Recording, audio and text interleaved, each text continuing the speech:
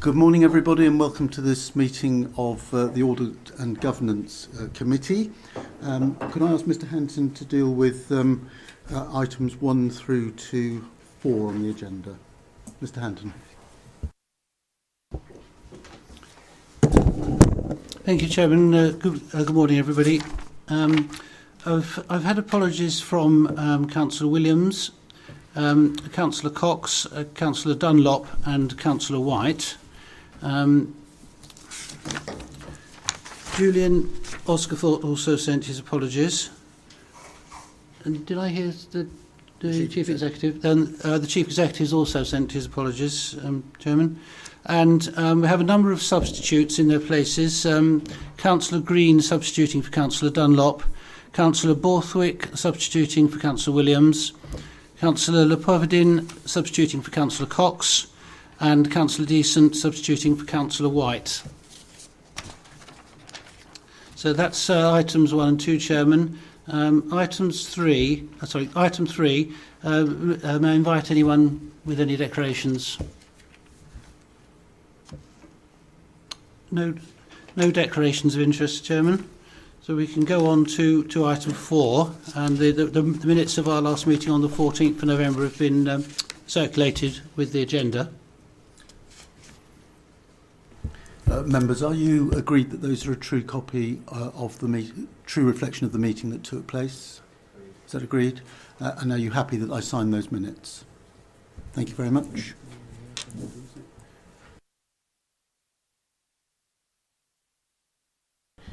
So, Mr. Hanton, item 5, public issues. Chairman, there's been no questions received and no statements for the meeting this morning. Thank you. Thank you. Just before we go to Sorry, Chair, to interrupt. I've just realised I may possibly have an interest in that I am a director of BH Live Enterprises Limited, and there are capital issues associated with BH Live, so I just mentioned it for clarity. I'll ask that we note that. Thank you very much, Councillor Bartlett. Just before we go to the main item of business today, could I welcome Councillor Mike Brooke as a new member of the Audit and Governance Committee, and could I record our thanks to Councillor Daniel Butt for his service on this committee previously.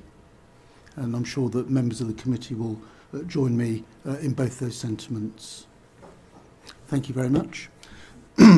Turning now to item 6 on the agenda,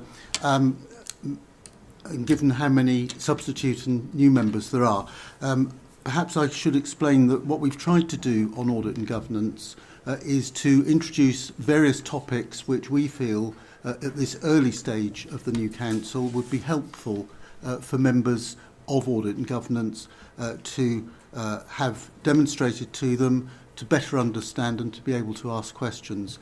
And we've done this across all members of Audit and Governance who've given feedback in terms of what issues they'd like to see and how we would like to progress generally. And I hope we've managed to accommodate all of those. So for this morning's presentation, we have the establishment of the capital programme and the management and monitoring of capital project budgets. And I think there were 1 or 2 members who felt that this would be very helpful, particularly newer members, trying to understand the breadth and depth of how the council operates, and particularly around capital schemes. So this morning isn't a normal audit and governance meeting of going through various issues on which we will have discussion and debate.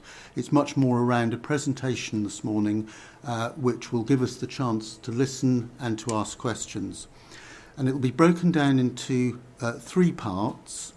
The first part will be Adam Richins, Chief Financial Officer, giving us an overview and the correlation between capital and the medium-term financial plan. We'll then have the second part, which will be the newly appointed Gary Powell, now Head of Engineering, and he'll be talking about issues particularly around transport and the local transport plan and government policy that feeds into that. And in passing, congratulations to you, Mr. Powell, on your promotion. Very well done. And the third part will be from Becky Brookwell, who is the new Head of Construction and Facilities Management. And again, our congratulations to you on your recent promotion and appointment. So we'll go through each of those, and I think members would probably find it helpful at the end of each of those three sessions, at each of those three stages, to ask questions so that we don't interrupt the flow of the presentations. So that's how I propose that we structure it this morning. And I think we'll probably need, I don't know, an hour and a half or so to work through there and to allow enough time for questions, maybe slightly longer. So, without further ado, you should all have paper copies as well as electronic versions of the presentation. I'll pass over to Mr. Richins, Chief Financial Officer, for the first part. Mr. Richins. Chair, and with your permission, I'm going to stay seated. My normal style is to get to my feet at this stage, but for the purposes of the recording, I'm going to stay seated and talk to the slides that come before you. As the Chair said, the requirement or the request was just for me to have an overview on the BCP capital programme. That capital programme was approved by the BCP Shadow Authority in February 2019. And I know a lot of the members in this room were part of that process to formalise and confirm that capital programme.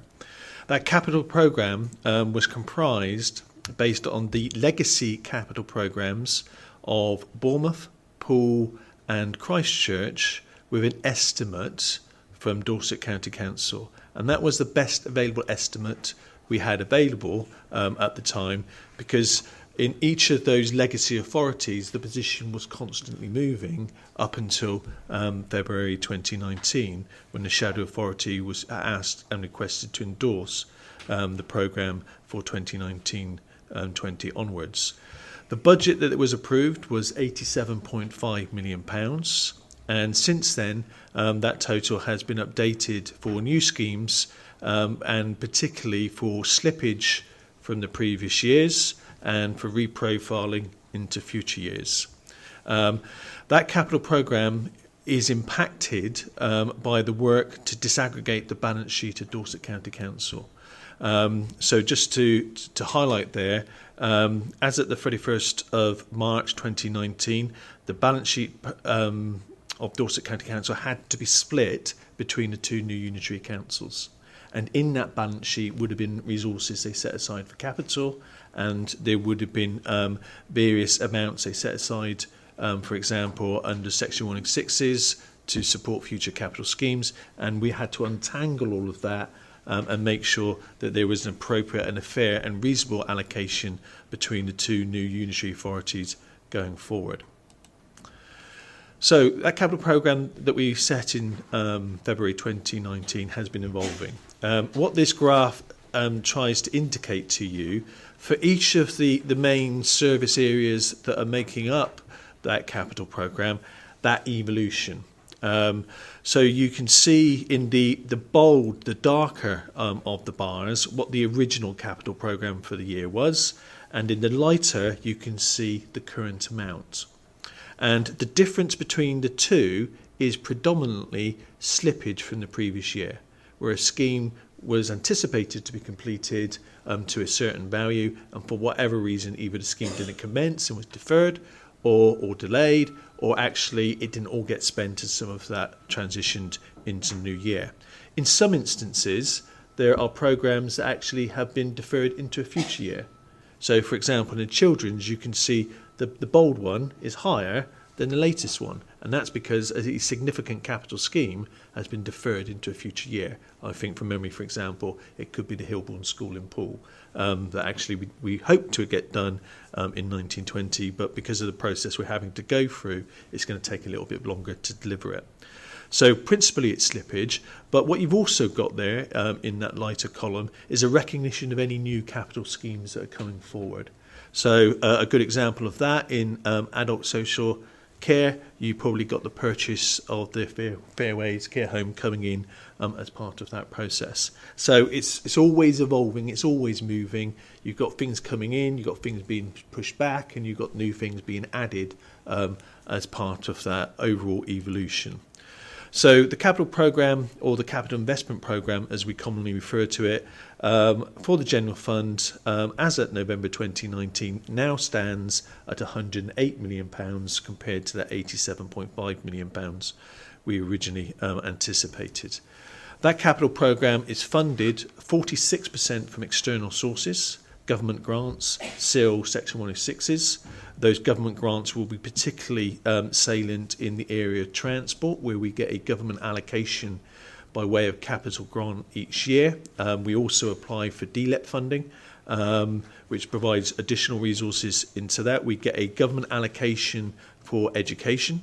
A basic needs allocation is referred to, and that helps to build capacity within the schools, helps to fund certain priority works, and helps support the SEND programme going forward. And we also get allocations in housing and through the Better Care Fund for disabled adaptations. And those are the government grants referred to there. We then have 54% funded from local sources, i.e. from BCP's own resources. That will be either a reserve specifically set aside to fund capital schemes. That will be from capital receipts, where we're using the capital receipt to fund the programme, or that will be from borrowing. The borrowing of £42 million might look significant, but the most significant element of that will be the programme that Bournemouth had, which was to purchase houses in the open market and then lease them to Seascape company for actually provision of housing, of affordable housing, and particularly for people that were homeless. So it was a very carefully designed and approved programme as part of that process. The thing to highlight here is that actually the capital programme that we're looking at is just the general fund element of it. So the council generally has two main accounts, general funds and the HRA. The HRA covers where we are the landlord of about 9,800 properties, and the tenants pay us rent, and that rent is used to actually maintain those homes. It leads to a capital programme, and that's within the housing revenue account. All the other activity of the council generally fits into that general fund.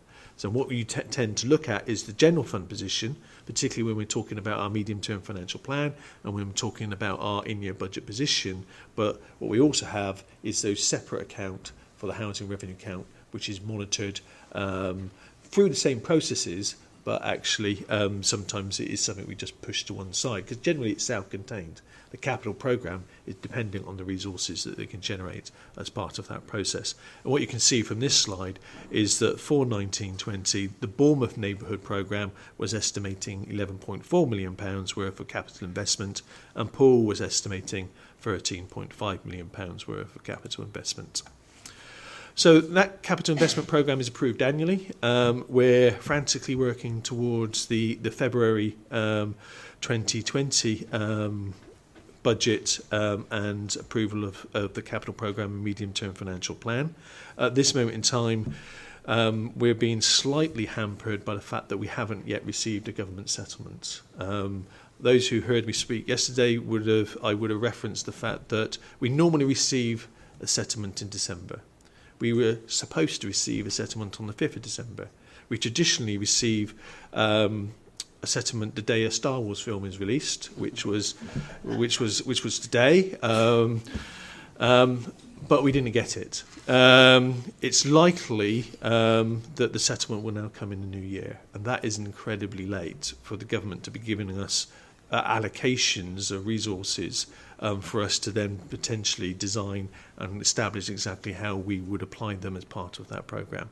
So we're in slightly unusual circumstances with regards to the lateness of that settlement. What we have is, once you've approved that capital programme, we then have quarterly budget monitoring reports. So this is where we present a report to Cabinet that indicates both for revenue and capital how we are performing against the budget was set. And in that report, you will, for capital, you will have details of new schemes, you will have details of slippage from previous years, and you'll have details of deferrals into future years. And that will all be laid out within that quarterly report. In addition to that, the Corporate Management Board have what's referred to as a Capital and Transformation Board. So this is where the senior managers, the corporate directors, the chief exec, and the service directors for the corporate area meet on a monthly basis to potentially look at those new schemes, look at any issues regards to those capital schemes in the, if you like, in the preparation cycle to those quarterly reports. When we look at a capital programme, it is important to recognise that there are links to the Council's Treasury Management Strategy, because that Treasury Management Strategy will set the framework, particularly for any borrowing. It'll set limits up to which we can potentially borrow. So if we're then bringing forward potentially borrowing schemes, we've got to recognise that actually our Treasury Management Strategy has set a limit, and we need to recognise that, because if it was to exceed that limit, then the report would need, or a process would need to be engaged with Audit and Governance Committee to potentially consider changing those limits before the report could be considered. So it is an important link as part of that process. There are clear links to the Council's what's referred to as a Treasury Management non-asset investment strategy, and that generally is regards to where we're looking at commercial potential developments, most of them potentially borrowed. That's set out in that strategy, but clearly, because in a lot of those you'll be acquiring assets, there's a clear link to the capital programme. And underpinning all of that is a clear link to the medium-term financial plan, because when you borrow any money, it has to be repaid. And that repayment of borrowing is something referred to as your minimum revenue provision, and that has to be set aside within your revenue account. So, through those potential borrowing schemes, you've got to be generating enough income or generating enough savings or additional resources to make sure that you can repay those borrowing commitments as part of that process. So, as I said, generally, the schemes in year, first of all, identified by the Capital Transformation Board as part of the gateway into any formal member process. There are, as set out in our financial regulations, clear parameters as to which approval has to be sought. So if a scheme is being looked at, regardless of how it's funded, and it's over £1 million, and it's a new scheme, then it will need to go to Council for approval. If it's a new scheme and it's between 0.5 million and £1 million, then it will need to go to Cabinet for their approval. And then there are lower levels schemes for Corporate Director and Service Director approval, as per the financial regulations that were agreed for BCP Council prior to it coming into being. With regards to those capital schemes, when they appear in the budget, we generally mark them as unconditional, conditional, requires subsequent approval as part of that process. Generally, unconditional means, actually we don't expect to see it again. Nobody just expect it. Go ahead. The relevant officers can let the contracts, and we're good to go as part of that. Conditional means actually we've approved it based on certain conditions, and if those conditions change, then actually we have to challenge ourselves back through that approval process. So a good example of that is if we got a housing scheme and we approve that it's going to deliver 20 new homes. Well, if actually once we've done that final piece, we've been out to tender and we can only deliver 5 homes, then actually there's a condition there that we're not meeting, and therefore we have to bring it back through the process. And the final one is where it requires subsequent approval. That's where we put it in the capital programme, but actually Cabinet Council, depending on its limit, want to see the more detail of it once it's been worked up as part of that process. So I think that's it from me by way of a general introduction to the capital programme. Happy to take any questions. Thank you very much indeed, Mr. Richards. I think that gives us a good broad framework. Apologies to those who perhaps knew quite a lot of that already, but what we're trying to do is to make sure that on audit and governance we get everybody up to the same speed as soon as we possibly can. So questions for Mr. Richards, starting with Councillor Bartlett. Thank you, Chair. I couldn't see where the Mallard Road investment, capital investment, would sit in here. The borrowing of 42 million, is that just for programmes within that particular capital, that particular year? Because okay. So the fifth, where would I see the 50 million pounds that was borrowed for that? Well, if I can just come in on that then, in the sense that what you're looking at in that programme, and if for the purpose of our members, if I just try and go back to the chart that shows. That's the chart. So that shows you, what this chart shows you is this is what we're spending or expecting to spend in year. So if you were looking at Mallard Road, actually if you went back, I can't remember, 2-3 years ago, then it would have appeared, on a chart like that for that financial year for Bournemouth Council. Once it's in that programme then, as I said, actually what we have to recognise as part of the medium term is any implications of that capital expenditure. And with Mallard was a potentially borrowed scheme. So what we have to do is set aside revenue every year to repay an element of that original capital. And that'll be part of our MRP, and that'll be part of our capital financing line within our budget as part of that process. What you'll also see for Mallard is an income stream, as part of that process, because that's the income stream that we're budgeting for to offset that expenditure within that process and make that contribution, as intended to the overall budget position of the council.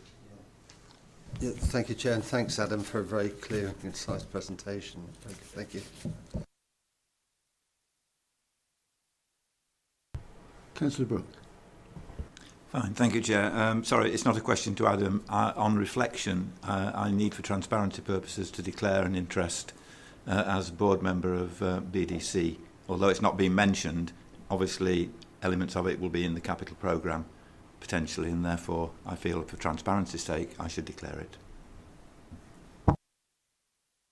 Thank you very much. Any other questions for Mr. Richards? Councillor Green.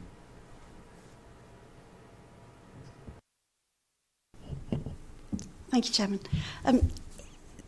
It won't appear here, Adam, but I'm just wondering, so we can be absolutely clear, where the appreciation of assets appears. So, for example, you've spoken about interest payments, but clearly some of that is capital repayment, and some of it will arise out of these projects and some of it won't. So I wonder if you can just separate out where that will be recorded. Within the council's statement of accounts, we have to reflect on, traditional accounting entries such as depreciation, and that's where those aspects will come into that evaluation. Generally, what they do is they don't affect the bottom line. However, in a number of our schemes where we've acquired assets, should we ever realise that, i.e. sell that asset, that's potentially when we recognise, say, the capital growth, the appreciation at that point in time. Before that, we might recognise it in the statement of accounts, but it's just a transaction that doesn't impact on the bottom line of the council. Councillor McCormack. So I'm one of those councillors that are new to this, and I was just wondering, with the BCP Capital Programme, does that include like arm's length companies and things like that? Is it BCP as a whole, or is it just the central part of BCP? Generally, it's BCP it's BCP as in, if you like, the general fund. If say Bournemouth Development Company was doing some work, that wouldn't be shown in that table because they're doing that work. However, if we were lending them money or anything as part of that process, then it might be, as part of that process.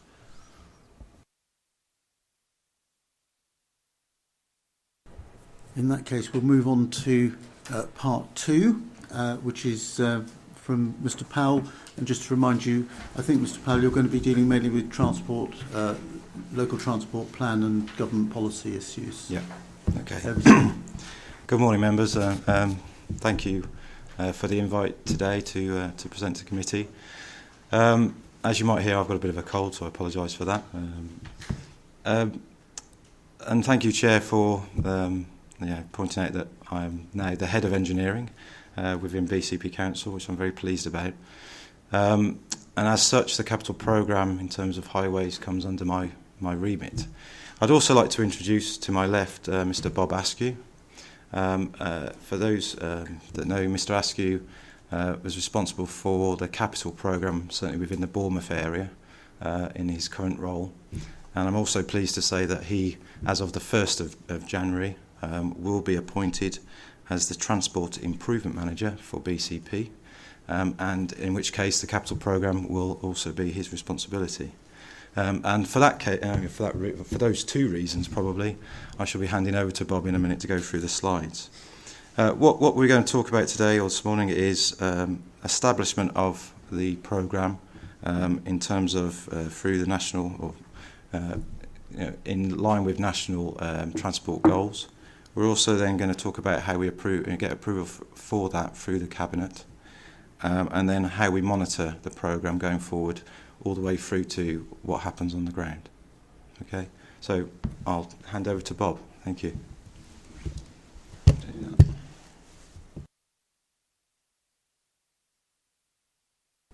go. Thank you, Gary, and thank you, Chair. Yes, so if we start on the first slide is really to put the local transport plan capital programme into context. So back in 2011, all local authorities in the UK were required to produce a local transport plan. It was the third one that the Department for Transport required, so it's rather cleverly named LTP3.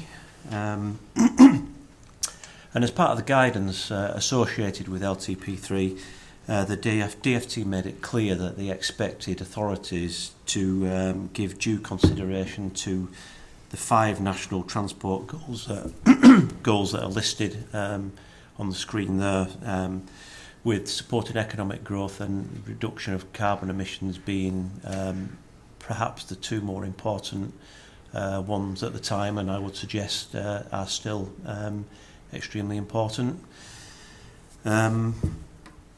And also the DFT expected us to also consider any local strategic issues at the same time, and that formed part of our longer term strategy.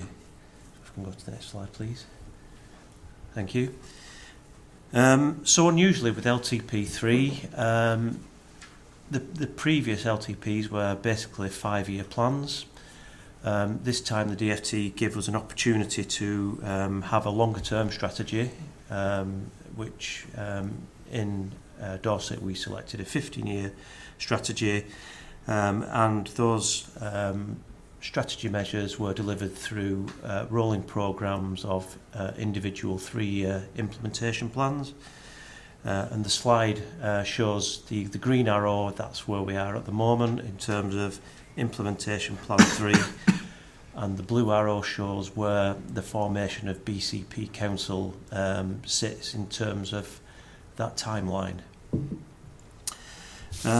What we have recognised is that the world has changed somewhat. Obviously we've got 2 unitaries now in Dorset. There have been changes in terms of how the subnational funding is issued with the introduction of a major route network. So it's been agreed that we should look at forming a new strategy for Dorset, which will be an LTP4, and that is currently something that we are starting to look at, and that's linked with a wider strategy overview that's being looked at as part of the South East Dorset urban model. Next slide, please. So the LTP funding is awarded on an annual basis. We have indicative allocations up to 2021, so we have a reasonable understanding in terms of what we're likely to get next year.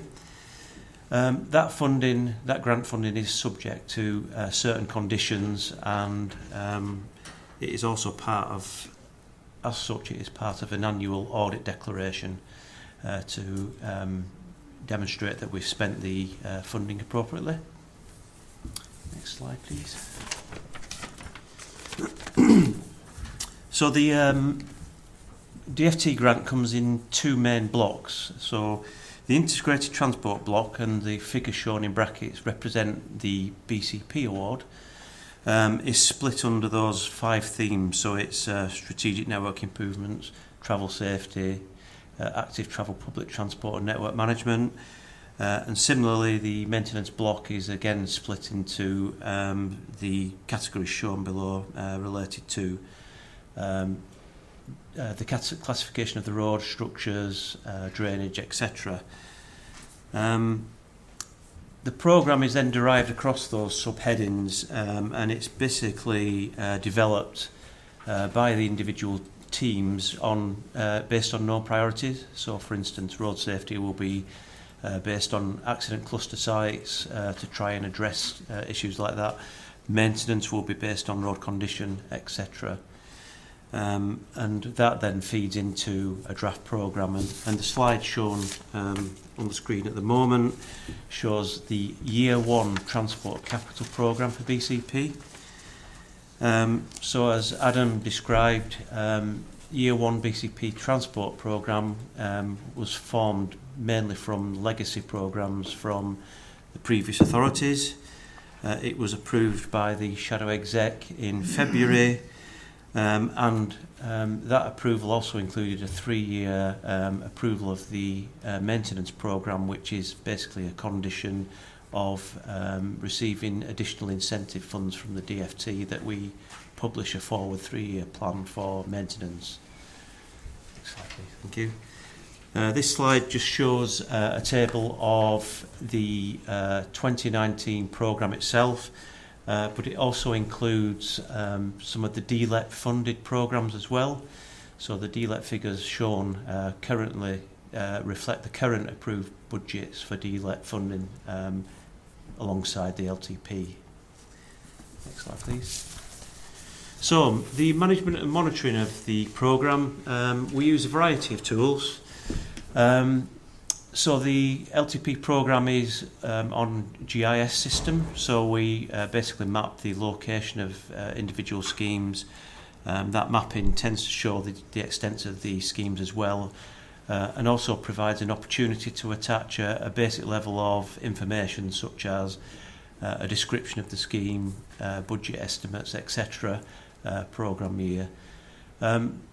We found this mapping's really useful in terms of not only does it show you the relationship between schemes, but also when we're looking at traffic management issues, when we're trying to construct schemes, we can try and avoid building multiple schemes on the same or on competing diversion routes. So it's just trying to manage that issue. I know we don't always get it right, but it's the intent to try and manage that.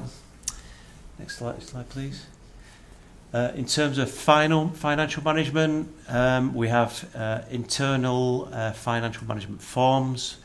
They are spread across the sub-programme categories. So, for instance, road safety will have its own set of forms where we can manage and monitor actual spends, committee spends, and then estimated outstanding spends. And we use that as a good way of trying to see what the outturn is to year end. We also work very closely with the financial team who provide us with monthly monitoring sheets which actually show the actual spends on the ledger, and that's all about making sure we're tracking our budgets accurately to make sure it's well managed. Next slide, thank you. We also have a 3-stage process. So basically this is to try and reduce risks to delivery. And depending on the complexity of the scheme, it's very much about an iterative process. We'll have a meeting to look at the scope and objectives of a scheme. The design team will go away, do a feasibility design, bring it back to the group. We'll review it to make sure it's ticking all the boxes. If necessary, it'll go through an iteration round to do any refinements.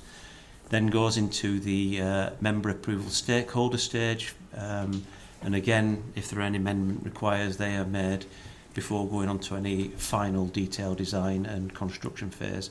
And that's to make sure that we're not carrying out abortive works. We're going to get a scheme that hits all the objectives both for the Department of Transport and corporately, and try to best manage the implementation of some of these larger, more complex schemes. Next slide, please. Thank you. Other tools our design team use is they'll often have a milestone programme, and that's basically about managing design and contractor resource to try and make sure that we've got sufficient resource to do those different elements of the implementation of schemes. Very much higher level, but very useful in terms of planning. Next slide, please. We also have monthly capital progress meetings. The composition of those groups, all the project managers associated with delivery of the programme, but also members of the finance team are there as well. Typical agenda items are basically financial matters, progress, and identifying any risks. It's a useful forum for accelerating issues as well. If anything's going wrong, that's a good forum to discuss any mitigating factors that we can apply. Next slide, please. Yeah, and again, there were some of the typical risks that we find, often related to resource, finance, site-specific. So obviously when we're working in the highway, can often find underground issues which can cause problems. Next slide, please. So the 2020 programme has been prepared, the draft programme. A Cabinet report is going to be submitted to Cabinet in February for consideration, and that report again includes an indicative 3-year maintenance programme, again for compliance with DFT expectations in terms of the incentive fund. And the last slide shows possible governance arrangements associated with Transforming Cities Fund bid.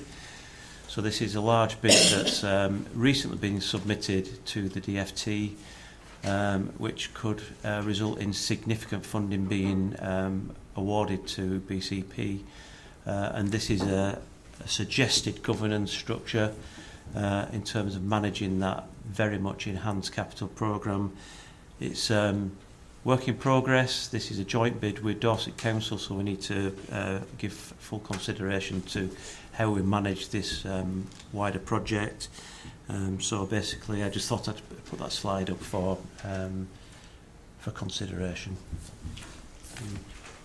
That's my presentation. If you've got any questions, I'd gladly answer them. Thank you very much, Mr. Askew. Anything you'd like to add, Mr. Powell, before we go to questions? I mean, I was just going to say, in terms of future governance, we've put up the slide there about the TCF programme, and previously as well, I think Adam mentioned the DLEP programme, which, as we've seen, is quite a large part of the capital schemes.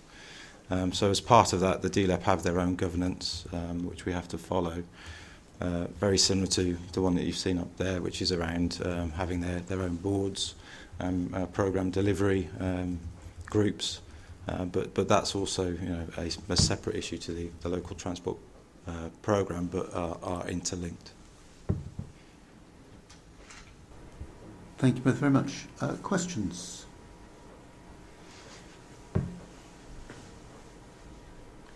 Thank you very much. Can I start with Councillor Pedvan? That one, right. Okay, as a newcomer to all this, I may be making a fool of myself, so please bear with me. Going back to the priorities, your very first slide, while I very much agree with them, but it seems to me a lot of them, or some of them at any rate, are not in our gift. For instance, the one that struck me was the reducing need to travel.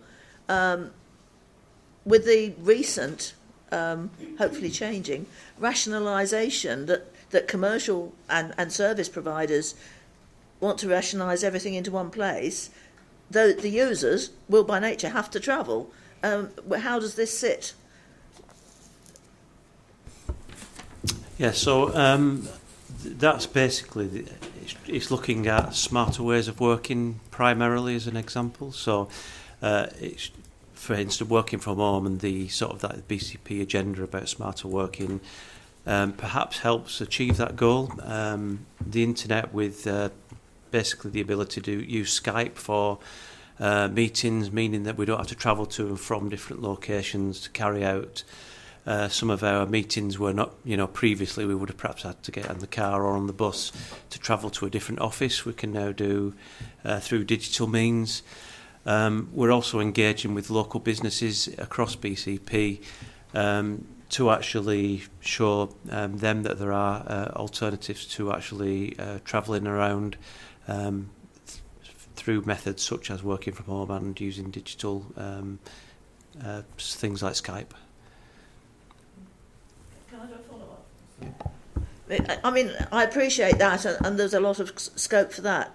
But there are some things where people do either want or have to physically meet up with someone or go to some particular place. And the opportunities for that have been reduced. I'm not talking about council necessarily. I'm talking about commercial providers, other services.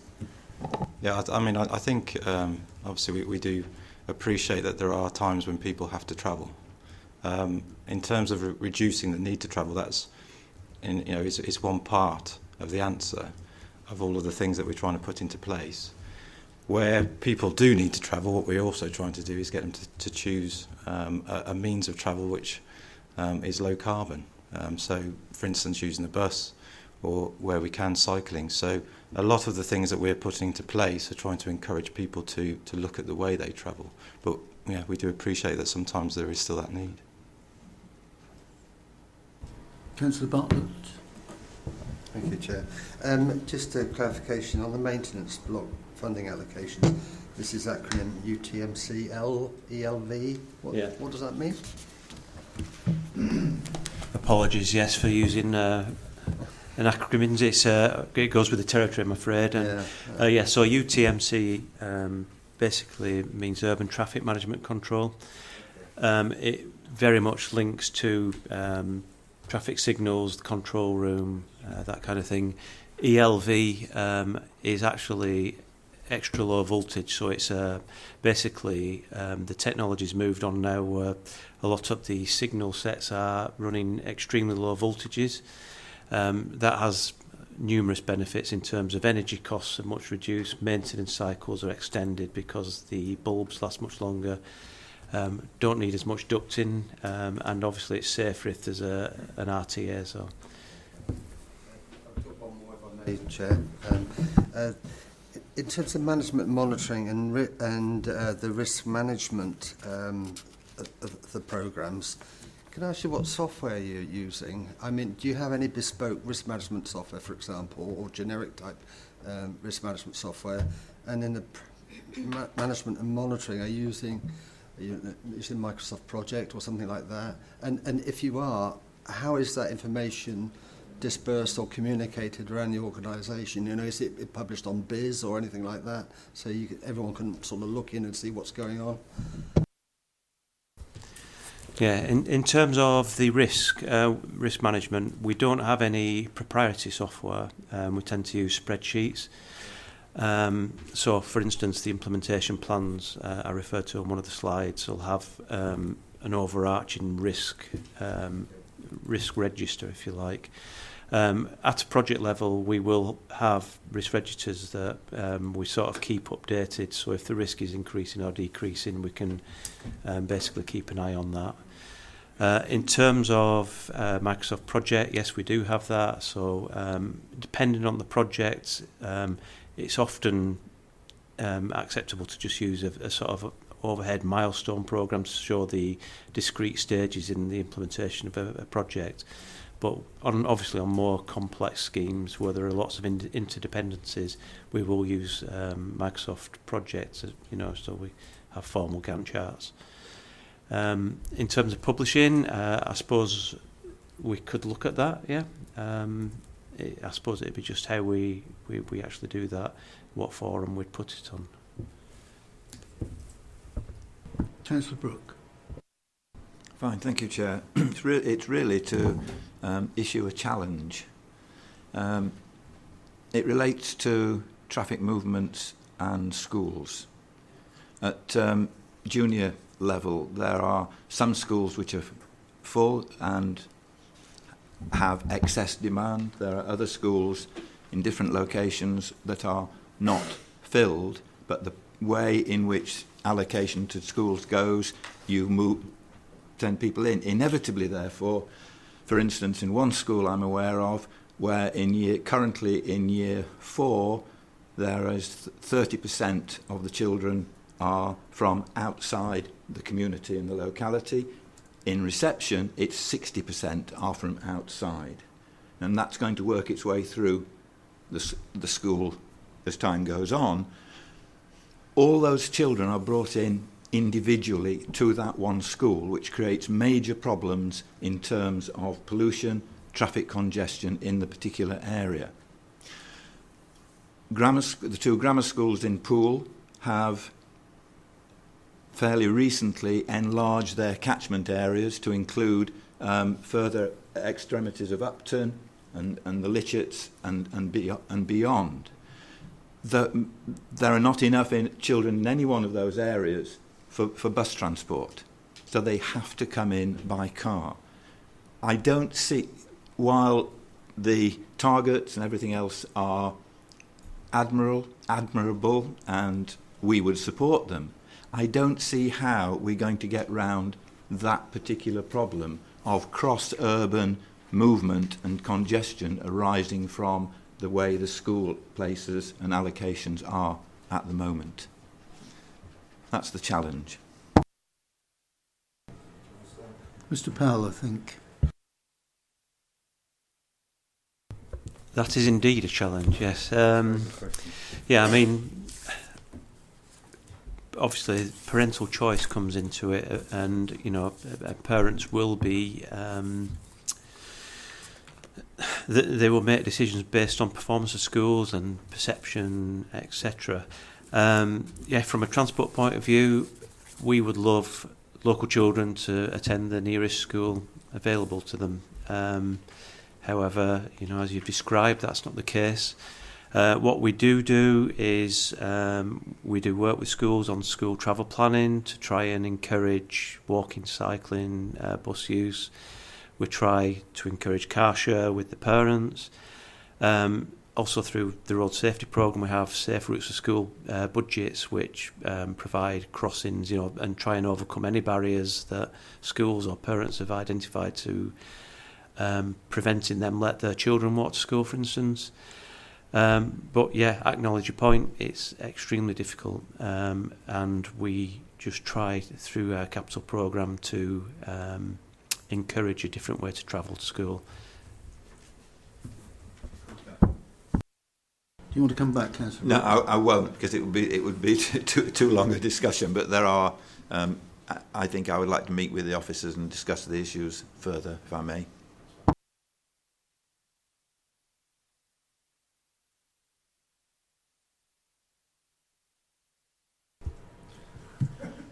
I think you make some very strong points there, Councillor Brooke, and I think we'd probably all have an interest in what it is that you've said. We can all reflect, I suspect, across our own individual wards where we can see similar circumstances, which, if we don't put them on the table, you know, conveniently will be overlooked because other things will be a priority. Councillor Andrews.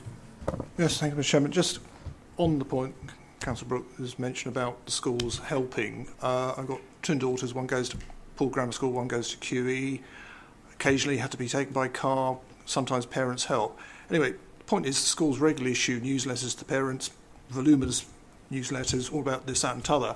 I cannot remember ever anything in any of their newsletters about suggesting to parents about car sharing. I appreciate you're talking to the schools, they're not talking onwards to the parents, so I want you to make sure that they do have this as perhaps a lead item in their next newsletter to try and encourage parents to car share, because it's pointless one parent taking one child. Why doesn't one parent take a carload of 5 kids? Thank you. Thank you, Councillor Andrews. Councillor Green.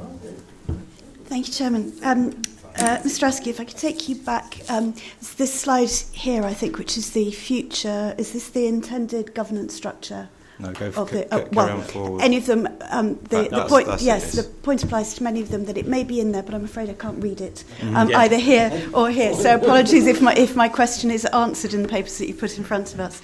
But it's around member engagement.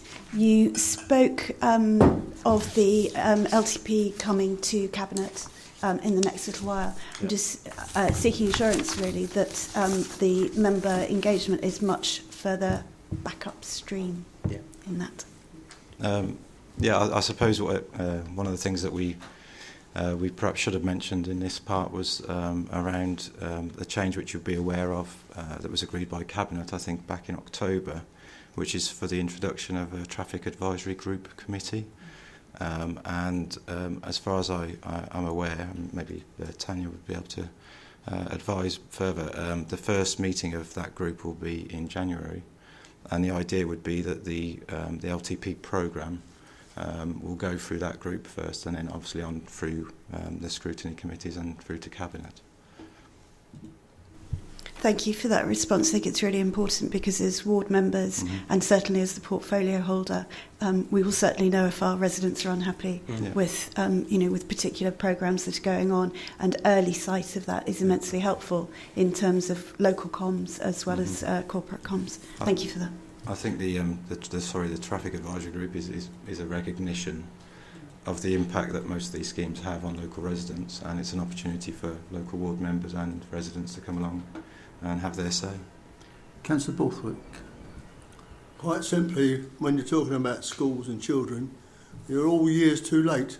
It's all due to the birth rate, I'm afraid. Unless you control that, you can't control numbers of classes. Councillor Brooke. Fine, thank you, Chair. If I can just pick up on Councillor Green's comments and just actually compliment the officers and the department on the way in which the consultations and involvement of ward members was carried out with the Dunyeats Road scheme in Broadstone. Apart from one little issue where we were led to believe that something was going to be implemented and it wasn't, everything else was absolutely spot on, and also the communications with the residents as the work was progressing in terms of the traffic diversions and control that was needed, and the maps that you will put up there were invaluable. So compliments on that, and I hope that if there are any schemes affecting Councillor Green's or any other wards, the councillors will be involved to the same level that we were in Broadstone. Thank you for that, Councillor. I can't actually take credit for that particular scheme, but it is I do appreciate that. That's very kind. Thank you. I have two questions I'd like to raise, if I may, and they both relate to the governance issues. So the first one, which you touched on and then passed on to something else from, you've referred to DLEP, which, for those who don't know, is Dorset Local Enterprise Partnership, through which a lot of funding, particularly on transport schemes, arrives with councils if they successfully bid. And you referred back to their own internal governance, and I was a founder board member, so I understand how that works.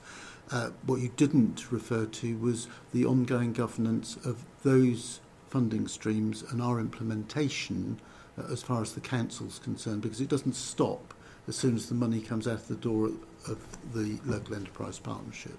We then have a responsibility. So I think it might help us in governance terms to understand that part of it slightly better. And then, so if you'd like to deal with that one, then I'll come on to the second question. Yeah, I mean, when I refer to the governance that they put in place, obviously there is the board at the top, but we, in delivering the schemes, we have to go through a process of reporting up the chain with monthly highlight reports. It's very similar really in terms of the sort of process that we've outlined for the LTP. In terms of, I can speak, in terms of the Wessex Field schemes, we have a weekly update meeting with the team, with the programme team, detailing, progress, risks, etc., communications that are needed. But on a monthly basis, we have to report up into a operational group which involves members from DLEP as well as our own officers. And the highlight reports will highlight spend to date, the risks involved, projected outturns, etc., etc. And I think that's very important, and particularly to this committee, bearing in mind that the funding allocation for 2019-20 from Dorset Local Enterprise Partnership is 16.6 million out of a total of 24 million. It's a very substantial amount of our funding. And it can easily be overlooked because it's somebody else's money. Correct. It's all taxpayers' money, whether it comes through the LEP or whether it comes through the council or directly from the government. And so I think the that's reason for raising that sorry. is that we have a responsibility to ensure that we've tested those governance arrangements here and that they are robust enough and defendable enough in all circumstances. And I totally agree, and I think when you look at the capital programme in itself, we do, that's one of the reasons why we include the DLEP funding within that, so that it is open. My second question relates to the management and monitoring issues slide, and it possibly goes into the future governance slide, but like Councillor Green, I don't have the facilities here to read that. You talked about milestones, and you talked about monthly monitoring with the finance team, and I think we'd all expect that to be the case, and I'm sure that works very well. What we didn't hear very much about was how the governance works really post that. So in terms of finalising a scheme and its delivery, and then lessons learnt really, and how well it actually went, and whether it was on time and whether it was on budget, and all of those sorts of issues. Because from a governance point of view, that's every bit as much material as how you actually deliver the project stage by stage. I wonder whether you could perhaps give us a bit more information on that. Do you want to leave on that, Bob? You'd like to start that? Yeah, so obviously we monitor how the project's being delivered in terms of comparison to the programme. At the capital progress meetings, we actually monitor that, and if there's any issues that are arising that could, for instance, impact delivery, we will look at if there's anything we can do to mitigate that potential delay. In terms of managing the contractors and costs, we have regular meetings, obviously with the contractors.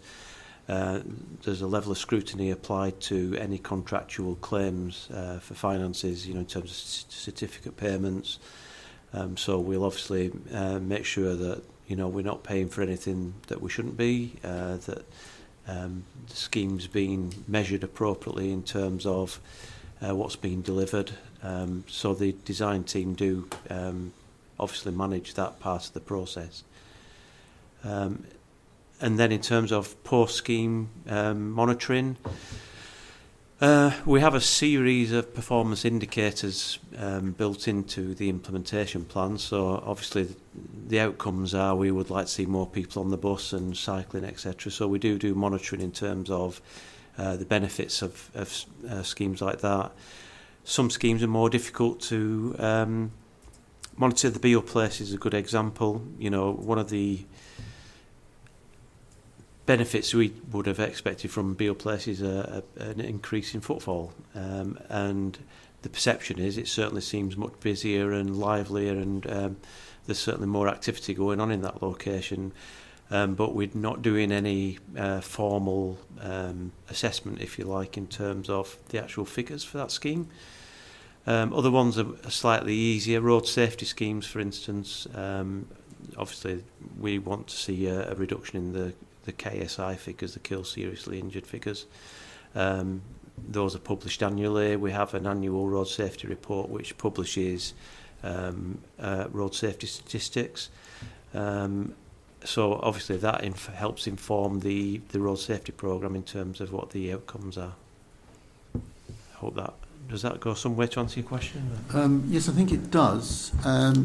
What my question's born out of is not just experience, it's some of the issues that were coming forward from members of Audit and Governance when we were setting out the forward plan.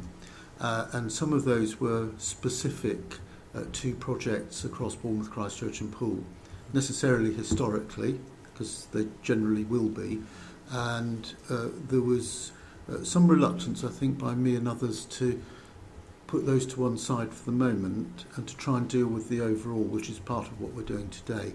But it's only when things don't go entirely according to plan that generally Audit and Governance get quite exercised about, and it's our responsibility to make sure that we discharge those responsibilities in a proper manner. So I think what I'm saying is that it isn't just about dealing with it when it goes wrong or when it doesn't come out quite as expected. It's about making sure that we have the governance arrangements in place that will actually show early warning on that, will mean that we take the right actions, and that it's only when really necessary that the audit and governance function has to come into play, because it necessarily must if things don't go quite right. So perhaps it's about looking at that with fresh officers in post and thinking, is this actually fit for purpose in all circumstances? And if there are question marks in there, perhaps coming back to audit and governance and seeing whether the parts that you don't think are entirely fit for purpose or that we don't are for the future. And I think that probably reflects the feedback I was getting from members, and certainly my own as well. Councillor Bartlett. Yeah, just to follow up on that, generally, and I agree, I think I understand where you're coming from, but the way I would express it is not so much in terms of the governance, although that comes later, but it's in terms of the overall programme management ethos that flows through all projects and programmes carried out through the authority, you know, and how through programme management you close a programme down, which is actually a normal phase in any project, where you look at what you've done, what's achieved, what the outcomes are, did they meet what you set out to do, and what lessons are there to be learned from it.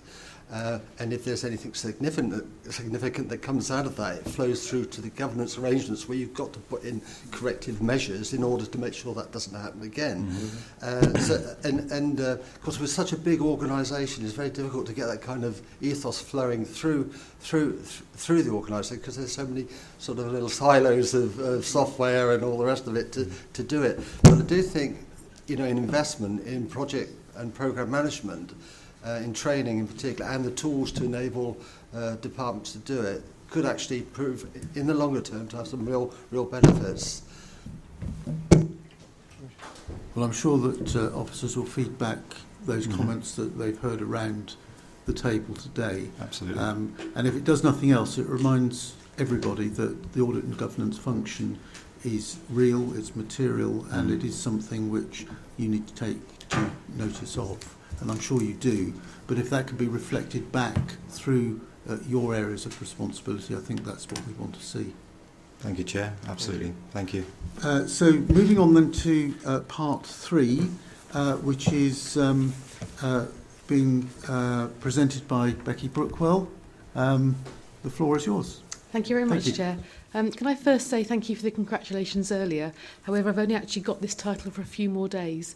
On Monday, I become the head of property maintenance. I've been lucky enough to be job matched into a new role within BCP Council, but as I was formerly working in across BC and P for BCP when it was created on the 1st of April, I've got this new role starting, but essentially the role isn't significantly changing, but thank you for the congratulations. So today I am still the head of construction FM, and in fact I'm here because a team member is delegated upwards. Helen Rice actually looks after the Poole Capital team, the Poole-based capital team, should I say, who unfortunately couldn't be here today, so she's asked me to present on her behalf. I've never actually had anybody delegate upwards to me before, so that's quite a new experience. It's Christmas, and people can do what they like. Yeah, Christmas present to me. So I wanted to. I'd say to them is if anybody's met Helen, they'll understand. Indeed, yes. I wouldn't have said no, not to be delegated upwards in that case. I wanted to briefly touch on the schemes that Helen and her team are undertaking at the moment. As can be seen on that first slide, those projects total around about 35 million. The difference with the pool-based capital team is actually we're spending money that's already been approved. So the figures you'll have seen Adam discuss earlier on in the presentation are actually contain the destination and culture projects, the environment projects, the commissioning and learning projects. So we are the client, we are spending the client's money on all of these occasions.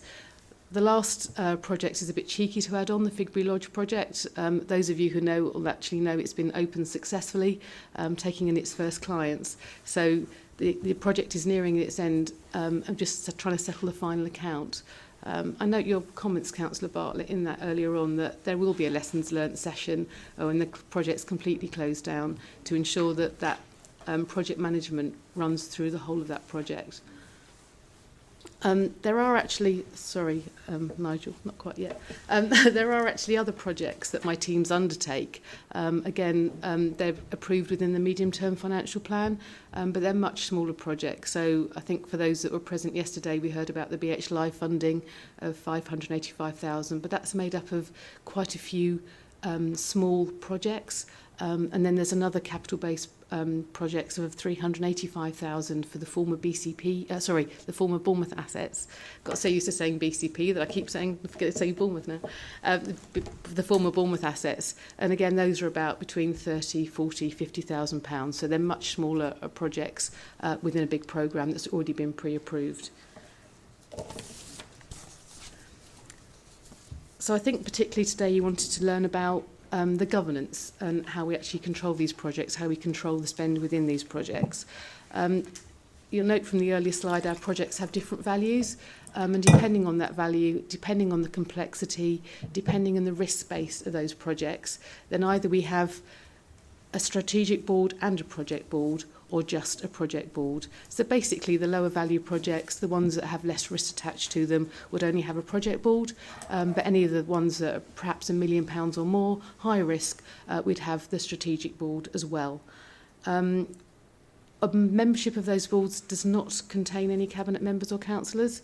The strategic boards are normally chaired by a strategic director, a corporate director, and then there'll be other members of professional teams within the organisation that support those roles.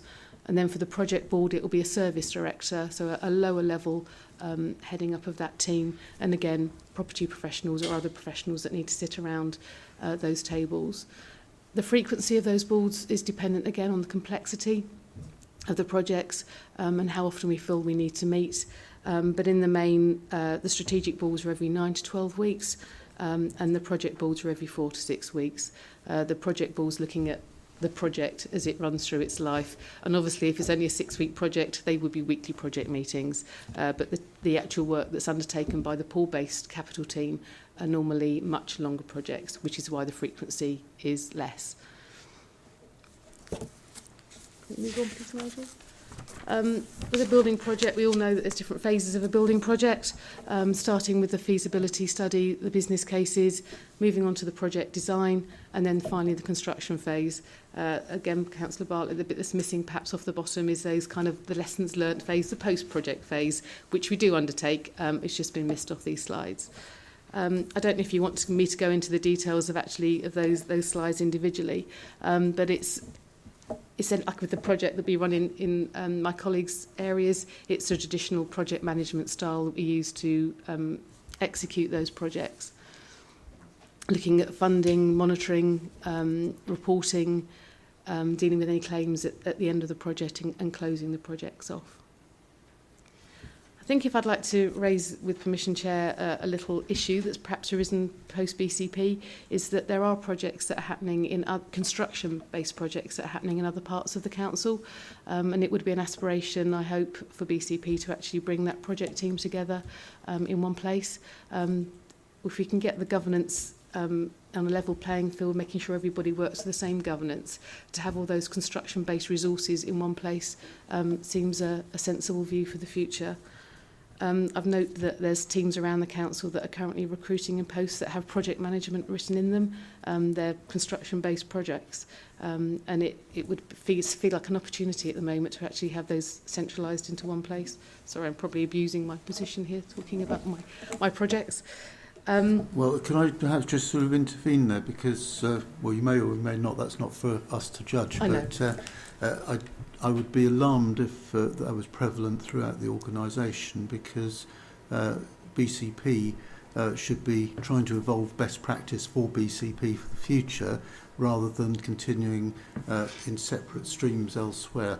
So I think the point's been made and noted by senior officers present, and perhaps that's something that needs to be looked at and reflected upon. It may just be that it's in that part of the council, or it may not, and I don't know. But I think, I don't know whether you'd like to comment, Ms Coulter.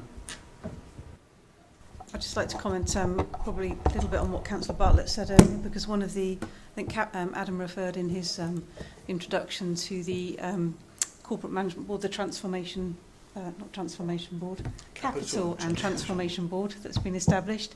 And I think that's the key set of officers that should be looking at that corporate council-wide, overall governance framework. And I think there is still work there to do. And I think what Becky's just highlighted highlights that. That there is still work there to do as the sort of restructures and the harmonisation of officer structures takes place.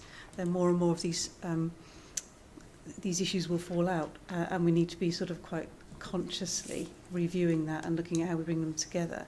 And the other issue I think we need to take back is to look at then how that member engagement sits, where the portfolio holder lead or the cabinet, the executive sit in respect of that overall governance as well, of the project sort of methodology and the programme methodology across the council. So certainly I will take that back. I know the Chief Executive's given his apologies today, so I'll take that back to him and feedback that issue that's come out of the meeting today. That's rather what I was hoping you'd say, because I think that's the right way to deal with it, rather than us digging down into whether that's happening today. Had you completed? Yes, Chair. Councillor Green. Thank you. Just on that issue, Becky, and I'm not sure if you were including Children's Services Capital or indeed Adult Services Capital in there.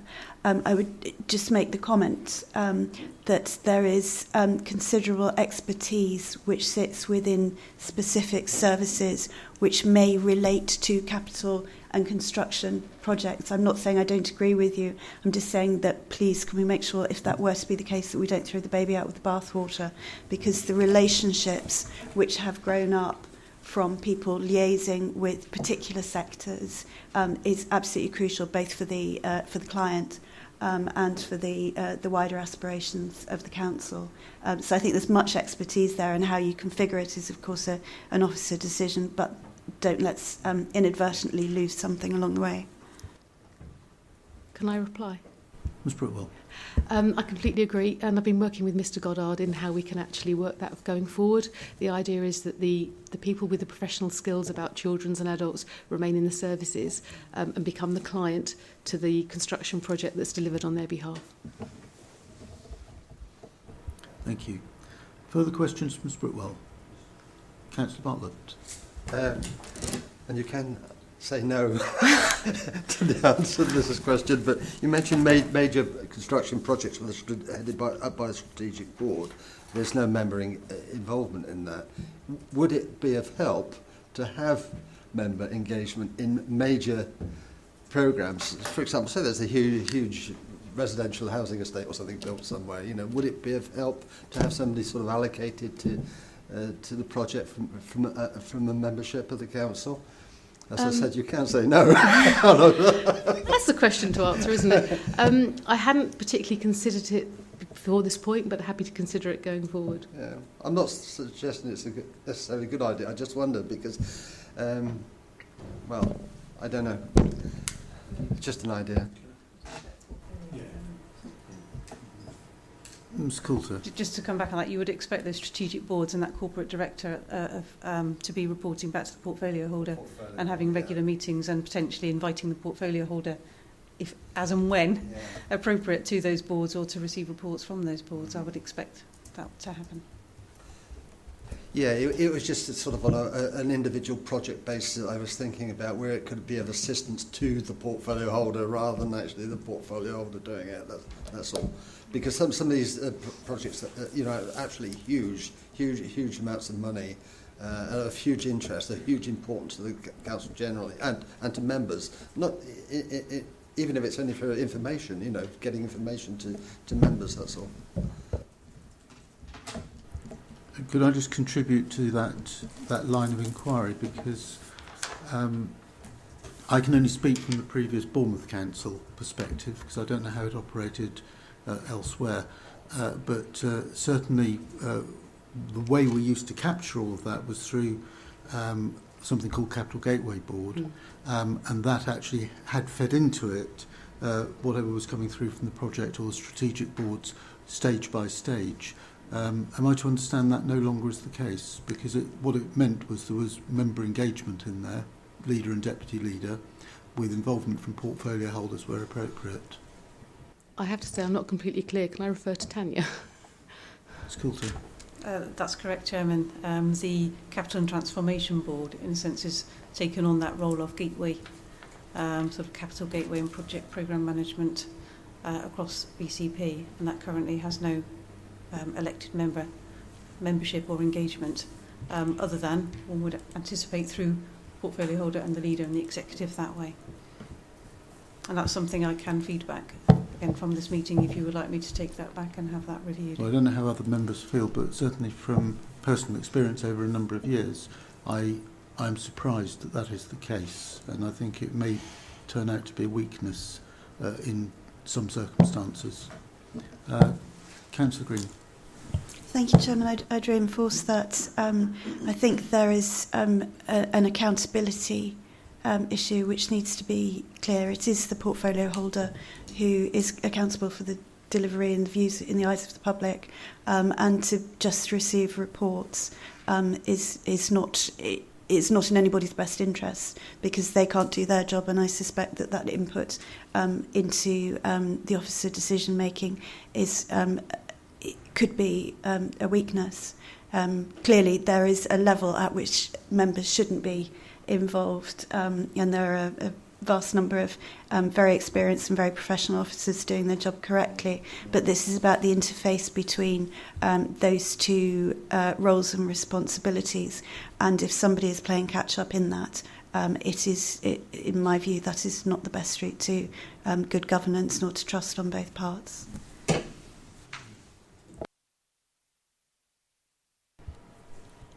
I think perhaps when you've had that consideration, it would be helpful if that could be fed back to the members, the permanent members on audit and governance. Appreciate that we've got a number of substitute members.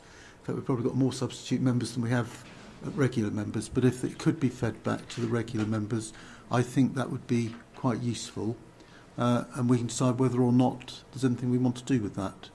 Would that be satisfactory? I can do that. I can certainly ask the Chief Executive to potentially come back to your next meeting with with an overview of the sort of programme management and the governance around capital and projects across the council, and cover those issues and points. I think that'd be very useful. useful. And if in the meantime he wants to take that offline with me, or indeed members generally, that would be fine as well. Okay, thank you. Any other questions from Ms Brookwell? We've got off relatively lightly. Thank you very much. Are there any other questions from members across all that we've heard in the presentation taken together that you'd like to raise at this end of the meeting? No? Well, in that case, could I thank all the officers who've contributed today. I think it's been a very useful session.